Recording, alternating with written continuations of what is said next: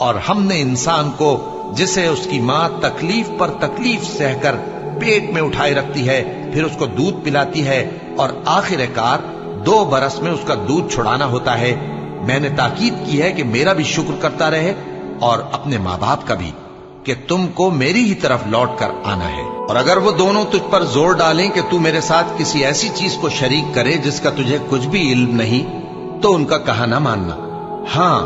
دنیا کے کاموں میں ان کا اچھی طرح ساتھ دینا، اور جو شخص میری طرف رجوع لائے اس کے رستے پر چلنا،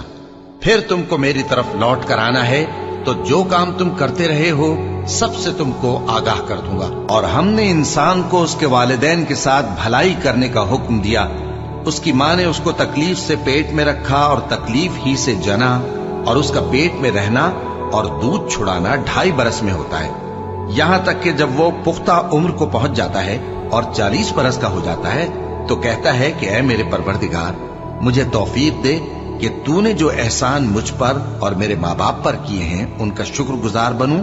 اور یہ کہ نیک عمل کروں جن کو تو پسند کرے، اور میرے لیے میری اولاد کو نیک بنا دے، میں تیری طرف رجوع کرتا ہوں اور میں فرما برداروں میں ہوں۔ اور وہ اپنے ماں باپ کے ساتھ نیکی کرنے والے تھے اور سرکش اور نافرمان نہیں تھے۔ اور جس دن وہ پیدا ہوئے اور جس دن وفات پائیں گے اور جس دن زندہ کر کے اٹھائے جائیں گے ان پر سلام ہے۔ اور مجھے اپنی ماں کے ساتھ نیک سلوک کرنے والا بنایا ہے اور سرکش و بدبخت نہیں بنایا۔ اور جس دن میں پیدا ہوا اور جس دن مروں گا اور جس دن زندہ کر کے اٹھایا جاؤں گا مجھ پر سلام ہے۔ اور تمہارے پروردگار نے ارشاد فرمایا ہے کہ اس کے سوا کسی کی عبادت نہ کرو اور ماں باپ کے ساتھ بھلائی کرتے رہو، اگر ان میں سے ایک یا دونوں تمہارے سامنے بڑھاپے کو پہنچ جائیں تو ان کو اف تک نہ کہنا اور نہ انہیں جھڑکنا، اور ان سے بات ادب کے ساتھ کرنا، اور عجز و نیاز سے ان کے آگے جھکے رہو اور ان کے حق میں دعا کرو کہ اے پروردگار، جیسا انہوں نے مجھے بچپن میں شفقت سے پرورش کیا ہے تو بھی ان کے حال پر رحمت فرما، اور اللہ ہی کی عبادت کرو اور اس کے ساتھ کسی چیز کو شریک نہ بناؤ۔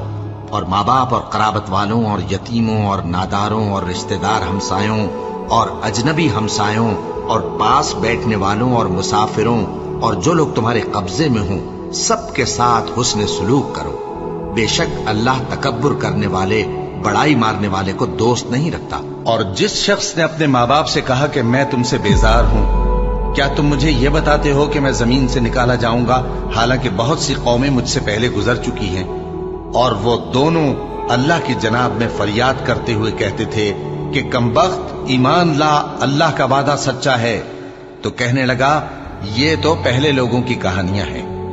یہی وہ لوگ ہیں جن کے بارے میں جنوں اور انسانوں کی دوسری امتوں میں سے جو ان سے پہلے گزر چکی عذاب کا وعدہ تحقیق ہو گیا،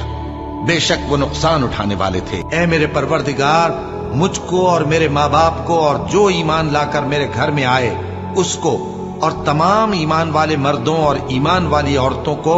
معاف فرما، اور ظالم لوگوں کے لیے اور زیادہ تباہی بڑھا۔ اے ہمارے پروردگار، ان کو ہمیشہ رہنے کی بہشتوں میں داخل کر جن کا تو نے ان سے وعدہ کیا ہے، اور جو جو ان کے باپ دادوں اور ان کی بیویوں اور ان کی اولاد میں سے نیک ہوں ان کو بھی، بے شک تو غالب ہے، حکمت والا ہے۔ اور ان کو بری حالتوں سے بچائے رکھیو، اور جس کو تو اس روز بری حالتوں سے بچا لے گا تو نے بے شک اس پر مہربانی فرمائی، اور یہی بڑی کامیابی ہے۔ اور ہم نے انسان کو اس کے ماں باپ کے ساتھ نیک سلوک کرنے کا حکم دیا ہے۔ اے مخاطب،